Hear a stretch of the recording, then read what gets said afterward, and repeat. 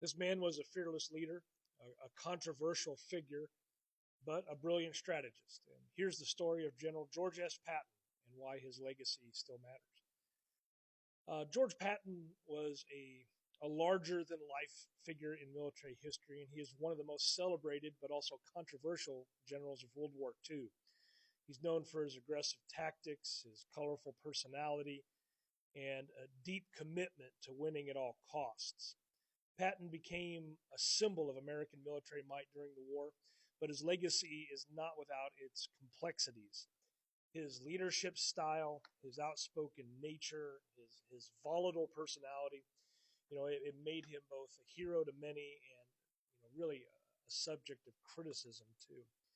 Um, he was born on November 11th in 1885 in San Gabriel, California, into a family with a long tradition of military service. His ancestors had fought in the American Revolution, and Patton grew up with a strong sense of duty and this innate drive to succeed. From a young age, he was determined to pursue a career in the military. And after attending Virginia Military Institute, VMI, and then the United States Military Academy at West Point, Patton graduated in 1909. Early in his career, he served in a variety of roles. He he quickly earned a reputation as an ambitious and also highly skilled officer, especially in the emerging field of tank warfare. His his early experiences in World War One really played a pivotal role in shaping his aggressive, forward-thinking approach to warfare. And during World War One, Patton was assigned to the Tank Corps, which was a new experimental branch in the Army, in the U.S. Army. And at the time, tanks were they were novel weapons, and they were not yet the powerful machines of warfare that we know today. And Patton saw potential in tanks, and not only as a means of breaking through enemy lines, but also as a vehicle for rapid, aggressive, offensive tactics. Patton's leadership during the war was marked by his fierce commitment to innovation. He was instrumental in organizing and leading tank units while in France, and his strategy was based on speed and surprise, often driving deep into enemy territory, and he earned a reputation for daring but yet sometimes reckless tactics. His service during the war was marked by several victories, but also close calls. Patton was wounded in the leg by a German bullet during battle in 1918, but he refused to be evacuated, continuing to lead his troops even while injured. His leadership and his boldness and his actions helped establish his reputation as one of the Army's rising stars. After World War One, Patton spent much of the interwar years refining his military ideas. He studied the art of war. He developed strategies that emphasized rapid maneuver warfare, something he called shock tactics. He was also a vocal advocate for the use of tanks in future conflicts, despite some resistance from military leaders who favored more traditional forms of warfare. Patton's outspoken personality often got him into trouble. He was known for arrogance, bluntness, and oftentimes he would make enemies as easily as he would allies. However, his commitment to military excellence and his deep belief in the necessity of aggressive tactics earned him the respect of those who shared his vision.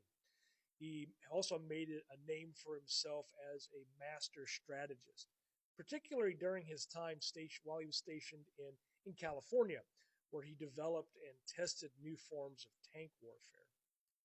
But when the United States entered World War II, Patton's talents were finally recognized on a global stage. In 1942, he was assigned to lead the U.S. Second Armored Division during preparing for Operation Torch, or the North Africa campaign. And there, Patton's tactics would be put to the ultimate test. During the North African campaign, especially the Battle of El Alamein in 1942, marked one of the first major U.S. victories in the war. Patton's leadership and his focus on offensive operations were crucial in the Allied success. He was known for his relentless pursuit of the enemy and his refusal to retreat, even when the conditions were dire. Now, after North Africa, Patton's forces moved on to Sicily in 1943, where he continued to lead on with this unflinching resolve, right? So his ability to move troops quickly and decisively helped secure victory on the island of Sicily. However, he his controversial behavior during the campaign, um, especially where he slapped a couple of soldiers suffering from combat fatigue, what they would have called shell shock, led to temporary reassignment and then a pretty harsh period of public criticism. Despite the setback, Patton's abilities were undeniable. I mean, he was soon back in action, commanding the U.S. Third Army during the Normandy invasion, um, but not D-Day. And then his actions were put into place during the subsequent liberation of France.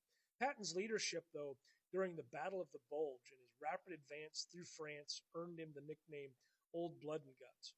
His forceful personality, coupled with his tactical brilliance, made him one of the most feared commanders in the war.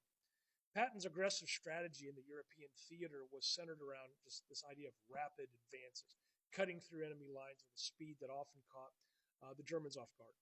And his ability to inspire his troops, as well as his emphasis on initiative and boldness, earned him the loyalty of his soldiers and the respect of his commanders.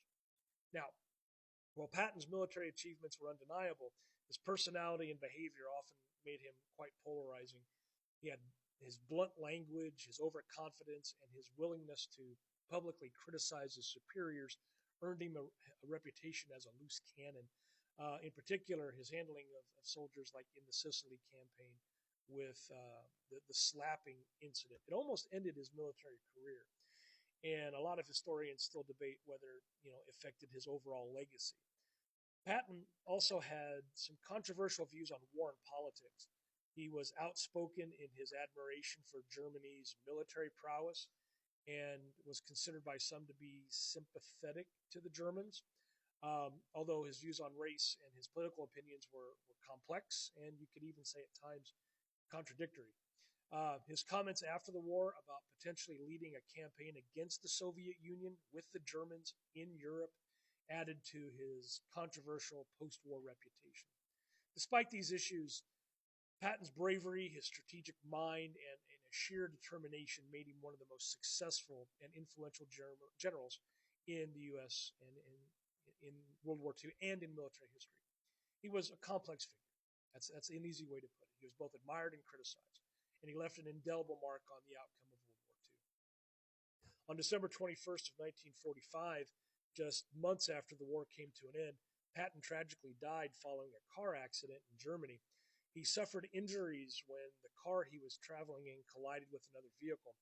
And despite his injuries, Patton's death sparked all kinds of conspiracy theories, with some believing that his death was not an accident, but rather a targeted assassination due to his outspoken views on post-war politics. Patton's death marked the end of an era in military leadership. He was buried with full honors in Luxembourg among the soldiers that he had led. My great uncle is buried in the same cemetery with him. His legacy as a military leader, as well as his controversial views and actions, continue to be debated even by historians today.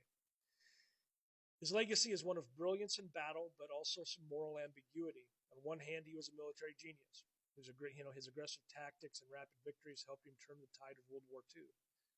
His leadership on the front lines, particularly in North Africa, Sicily, and France, they earned him the admiration of the soldiers. But on the other hand, he was too controversial with his personality. His approach to soldiers suffering from PTSD and his post-war statements left a more nuanced legacy.